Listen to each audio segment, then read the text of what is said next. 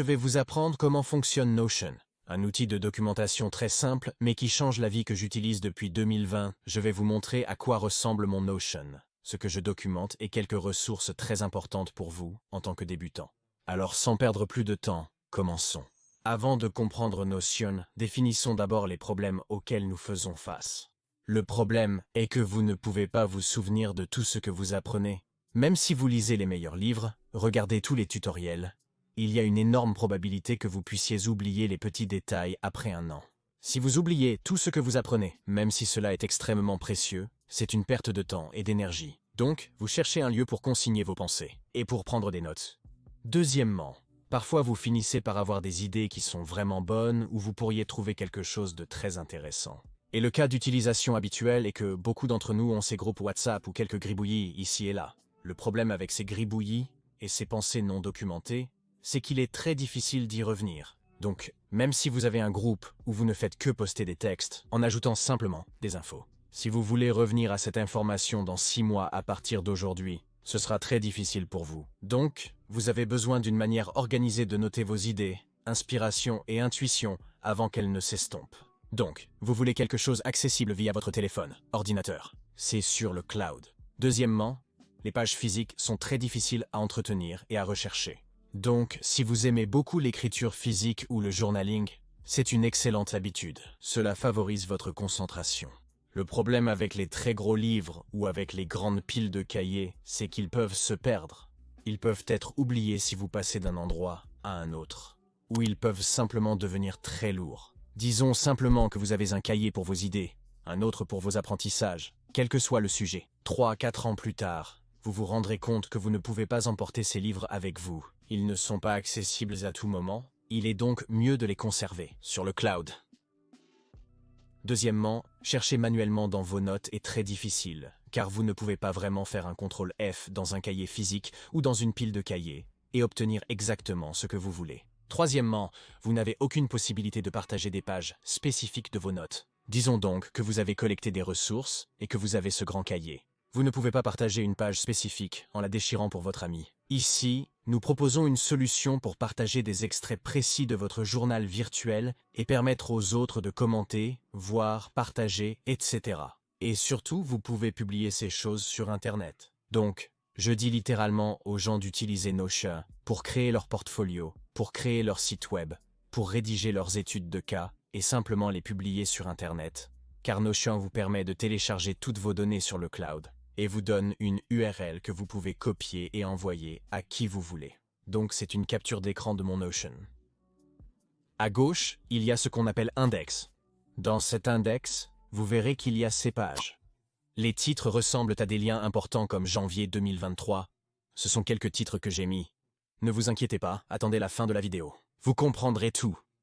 Je veux juste vous montrer qu'à gauche, il y a cet index et à droite se trouve la page que j'ai ouverte. Donc actuellement, j'ai ouvert cette page appelée « Apprentissage » et à l'intérieur de l'apprentissage, je documente essentiellement tout ce que j'ai appris, notamment sur les ressources marketing. Il y a une chaîne YouTube que je suis régulièrement, The Future.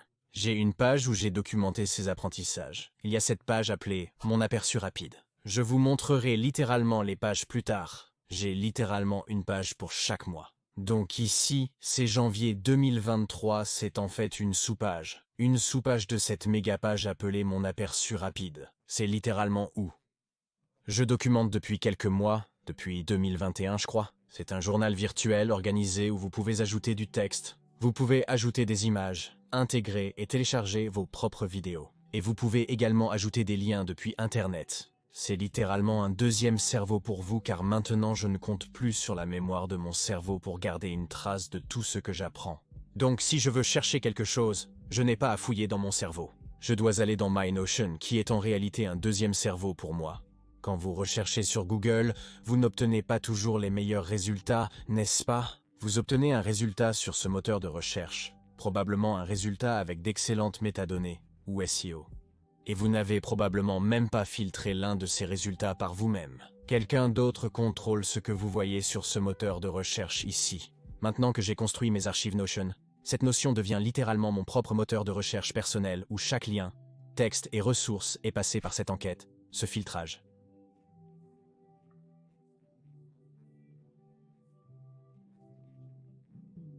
Donc, quand je recherche quelque chose dans mon document Notion, je sais que j'ai trié sur le volet toutes ces informations. Et 3-4 ans plus tard, je sais que cette notion va devenir si précieuse pour moi et pour des personnes comme moi qui recherchent des ressources similaires. Il y a donc des caractéristiques essentielles à connaître. Notion dispose d'une vaste gamme de fonctionnalités, dont 4 ou 5 sont extrêmement importantes. La première est le concept de page. La deuxième est le concept de titre et de texte. En somme, si j'ouvre cette page, vous pouvez d'abord y ajouter un emoji, n'est-ce pas? Il suffit de cliquer sur ajouter un emoji. En voyant les démos, vous comprendrez leur fonctionnement. Et c'est ainsi que les emojis apparaîtront. Ensuite, nous avons un titre. Techniquement, ce n'est pas un titre, mais l'entête de la page. Donc, à chaque création de nouvelle page Notion, un titre est demandé. C'est un résumé rapide de ce à quoi vous pouvez vous attendre. Et ensuite, vous pouvez ajouter du texte. Dans cette capture d'écran, je n'ai pas ajouté de texte, mais plus de sous-pages. C'est comme un gros livre contenant des livres plus petits. Donc, ce sont comme ces tas de sous-pages qui incluent tout mon apprentissage en design. J'ai débuté en 2020 et je savais que je devais rassembler beaucoup de ressources de design pour chaque année. J'ai une page dédiée aux ressources de design de 2022 uniquement. Alors imaginez la quantité d'informations auxquelles j'ai eu accès. Si quelqu'un m'envoie un message « Anch », pouvez-vous nous donner quelques ressources pour l'inspiration du design visuel? Je n'ai pas à y réfléchir. Je vais sur la page My Notion, je sors cette page et je la leur donne. Oui, regardez jusqu'à la fin. Je partagerai une playlist importante pour vous aider à débuter. Permettez-moi maintenant de vous présenter quelques-unes de mes pages personnelles. Le cas le plus courant d'utilisation est les aperçus de journalisation. Donc, comme je l'ai dit, il y a cette page appelée mes aperçus rapides dans mon panneau d'apprentissage, où j'ai fait différentes années. Essentiellement, le titre est suivi d'une sous-page pour chaque mois. Donc, par exemple, si j'ouvre novembre 2022 chaque fois que je veux écrire sur quelque chose, j'ai comme un titre résumé rapidement. Ensuite, j'écris le texte, et j'essaye de limiter le texte parce que je sais que quand je reviendrai à ça, je ne veux pas avoir à lire beaucoup. Je veux simplement les points clés les plus importants. Au milieu, je mettrai simplement en gras certaines phrases. C'est simplement du corps de texte, mais en gras. Donc, mes yeux peuvent maintenant capter cette information. Et ensuite, je peux en quelque sorte répartir toutes ces informations en petits morceaux digestibles. Le prochain cas concerne la documentation des ressources. Donc, lorsque vous naviguez sur Internet, lorsque vous voyez des choses très intéressantes sur Instagram ou YouTube, vous pouvez en fait compiler toutes ces ressources, car vous n'en aurez peut-être pas besoin à ce moment-là. Mais vous pourriez en avoir besoin plus tard. Disons donc que j'ai cette grande page appelée méga liste de ressources, où j'ai, vous savez, des éléments d'inspiration UX, d'apprentissage UI, comme beaucoup, non? Si vous êtes designer, capturez ces liens, ils sont vraiment utiles. Habituellement, je prends parfois aussi une capture d'écran. Donc sur mon Mac, si je fais commande Maj 4, il entre en mode capture d'écran. Glissez une zone capture une image. Le niveau suivant est que si vous entrez en mode capture d'écran avec commande Maj 4 et appuyez simplement une fois sur la touche de contrôle, lorsque je sélectionne la région, il copie réellement la capture d'écran dans mon presse-papier. Et ensuite, je peux aller directement sur la page My Notion et faire commande V et la coller ici. Donc, je capture l'écran sans encombrement sur mon bureau. Vous vous demandez comment je prends aussi ces captures d'écran de ces fenêtres? En utilisant la commande Shift 4, puis en sélectionnant une fenêtre sur mon Mac et en appuyant sur la barre d'espace, je peux prendre une capture d'écran de cette fenêtre spécifique. C'est vraiment cool et utile. Donc oui, le deuxième usage est de documenter les ressources pour l'apprentissage d'un sujet que vous êtes en train d'apprendre. Le troisième est de documenter les moindres détails que vous avez découverts. Donc, vous pourriez apprendre le design, la psychologie, le marketing, les outils de l'IA, peu importe. Je documente les moindres détails depuis 2020. Donc, c'est mon brouillon de connaissances en design, où je venais de commencer à travailler pour Zadel. Et je lisais beaucoup, je consommais beaucoup. Je travaillais environ 12 heures par jour, et j'apprenais tellement car j'étais tellement plongé dans le sujet. Je savais que je devais le taper quelque part. Je dois garder une trace de tout ce que j'apprends. J'ai créé un bon nombre de ces sous-pages, croyez-moi. Chaque sous-page a un titre, elles ont du texte et des images. Une mesure très importante, ou un conseil très important que je veux partager sur la documentation sur Notion. Vous devriez toujours avoir un en-tête, l'URL ou la source de cette information, suivi d'une capture d'écran, car parfois, simplement en lisant le texte et l'URL, vous ne pourriez pas vous rappeler à quoi cela sert. D'autre part, assurez-vous que le titre est réellement quelque chose qui évoque une certaine émotion pour vous. Donc dans cet exemple, je n'écris pas le titre comme withpoly.com parce que je sais que 8 mois plus tard, je ne me souviendrai peut-être même pas de ce nom.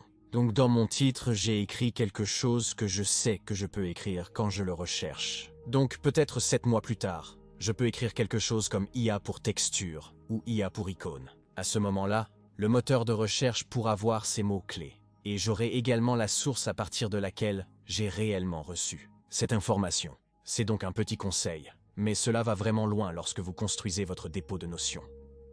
Un autre cas d'utilisation est pour la gestion d'équipe et de projets. J'utilise Notion pour planifier mes réseaux sociaux. Ainsi, mon équipe a accès à mon Notion. Nous avons une sorte de tableau où nous avons un programme pour chaque jour. Vous pouvez également avoir une sorte de tableau où vous pouvez réellement suivre le statut de chaque vidéo. Celles en cours d'élaboration, celles qui ont débuté, comme de nombreuses choses intéressantes. Nous n'entrerons pas dans les détails des caractéristiques ici, car cette vidéo vise à vous montrer comment MyNotion fonctionne et tous ses différents usages. Alors, comment commencer? C'est simple. Dans les prochaines 2-3 minutes, je vous montrerai comment télécharger Notion. Actuellement, il y a cette vidéo YouTube. En fait, c'est pas une vidéo. C'est une playlist YouTube mise en ligne par Notion eux-mêmes.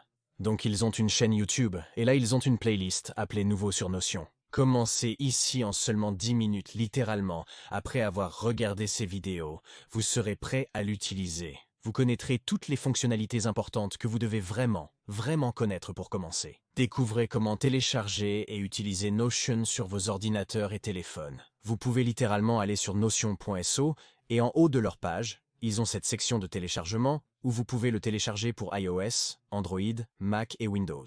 Et une fois que vous l'avez téléchargé pour Mac, vous pouvez également vous connecter dans l'application, ou vous pouvez vous connecter dans votre navigateur web également. Alors, lorsque vous visitez Notion pour la première fois, ils vous demanderont de vous inscrire et vous devrez simplement entrer votre adresse email et ils créeront un compte pour vous. Et l'accès gratuit vous offre une tonne de fonctionnalités. J'utilise personnellement la version payante, car maintenant j'ai beaucoup d'éditeurs, beaucoup de sous-pages. Je dois voir beaucoup d'images, mais l'offre gratuite est un bon début.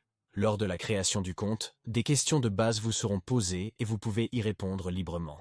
Vous pouvez aussi juste cliquer sur Passer. Après cela, ils vous demanderont « Comment comptez-vous utiliser Notion ?» Vous pouvez simplement sélectionner pour moi-même parce que c'est gratuit pour une personne.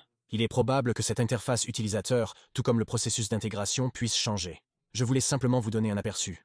Notion propose un processus d'intégration lors de la première ouverture. Ils souhaitent vous instruire sur l'utilisation de Notion. Ils vont donc créer quelques sous-pages factices sur le côté gauche. Une fenêtre pop-up apparaîtra avec quelques modèles pour commencer. Donc n'ayez pas peur de ça. Cliquez simplement sur Effacer les modèles. Donc ici sur cette icône, cliquez simplement sur Effacer les modèles et cela effacera tout votre index. C'est donc ce que je recommanderais. Et avant de continuer, révisons rapidement l'interface utilisateur. D'accord? Donc, tout à gauche, vous avez l'index et vous pouvez créer une nouvelle page en survolant cette icône juste ici. Donc, en faisant cela, vous créez effectivement une nouvelle page. Voici donc à quoi ressemble une page vierge sur Notion.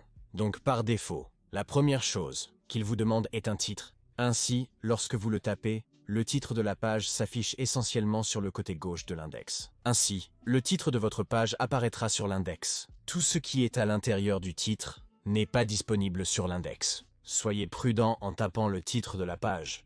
Et dès que vous appuyez sur Entrée, Notion vous donnera des options pour ajouter du contenu. Il a donc ce joli menu où il est indiqué que vous pouvez ajouter du texte. Vous pouvez soit créer une autre sous-page. Comme vous l'avez vu dans mes pages, vous pouvez créer une liste de tâches et les classer dans différentes catégories. Vous pouvez donc avoir un grand titre. Vous pouvez avoir un titre moyen ou petit. Il y a aussi divers raccourcis clavier. Donc, si vous appuyez, vous modifiez le document. Si vous appuyez sur la touche slash ouvrira ce menu. En fait, si vous appuyez sur la touche dièse en tapant, vous serez automatiquement dirigé vers l'entête 1. Appuyez sur dièse, tapez ce que vous voulez pour un grand titre. Si vous appuyez 2 fois sur dièse, cela devient l'entête 2. Et vous le savez, 3 fois dièse. Donc oui, juste quelques raccourcis. Vous obtiendrez beaucoup de ces raccourcis sur Google. Il suffit de chercher raccourci Notion sur Google. Vous recevrez une page de raccourcis Notion. Aussi, si vous passez la souris sur un élément spécifique dans le menu rapide, il vous donnera également un joli conseil pour vous montrer à quoi vous pouvez vous attendre. Pour ajouter une sous-page dans une grande page, vous pouvez simplement aller ici. Sur l'index, il y a cette option plus sympa pour ajouter rapidement une nouvelle page. Donc, en cliquant sur plus, un pop-up s'ouvre. C'est comme une nouvelle pop-up de sous-page. La fonctionnalité est identique. En cliquant sur cette icône de plein écran, elle s'agrandit. C'est donc une sous-page de ma page principale. Une fois que vous cliquez sur la croix, Votre sous-page sera visible ici. Nous avons donc couvert les bases absolues dans cette vidéo. Si vous apprenez quelque chose d'utile, cliquez. Abonnez-vous et aimez cette vidéo car dans les prochaines vidéos, je vais réellement approfondir le fonctionnement de Notion. Cette vidéo initiale servait juste à établir les bases, non? Si vous allez sur Google et tapez Models Notion, Notion a des modèles gratuits ainsi que des modèles payants. Ils ont donc des modèles pour chaque catégorie, pour le design, pour la gestion de produits. Croyez-moi, vous obtiendrez beaucoup d'inspiration de ces modèles prêts à l'emploi. Donc, si vous ouvrez l'un de ces modèles, vous pouvez simplement cliquer sur Dupliquer et ce modèle sera dupliqué dans votre espace de travail Notion. La seule raison pour laquelle j'ai fait cette vidéo, c'est parce que je veux enseigner Notion AI. Donc, dans la prochaine série de vidéos, nous discuterons également de Notion AI, qui est un assistant IA intégré à Notion. Et vous pouvez faire beaucoup de choses captivantes en utilisant Notion AI directement dans votre espace de travail Notion. Je m'appelle Ansh Mehra. Ici pour la première fois, je parle d'intelligence artificielle, de design et de psychologie. Nous avons réalisé d'excellentes vidéos sur le chat GPT à voir absolument. Si vous n'êtes pas familier avec son fonctionnement, allez y jeter un coup d'œil. Nous avons aussi fait une vidéo sur Midjourney, qui est utilisée pour créer de l'art IA. Les 2 vidéos sont sur notre chaîne YouTube. Je partagerai les liens dans la description. Nous proposons aussi un cours gratuit sur le design UX, pour comprendre l'UX et la conception d'applications. C'est un cours de 15 épisodes, disponible à la fois en hindi et en anglais. Les liens sont dans la description. Nous proposons aussi un cours pour les fondateurs et entrepreneurs voulant créer leurs applications. Ça parle de la formation d'une équipe et de la compréhension du problème, et beaucoup plus, disponible à la fois en hindi et en anglais.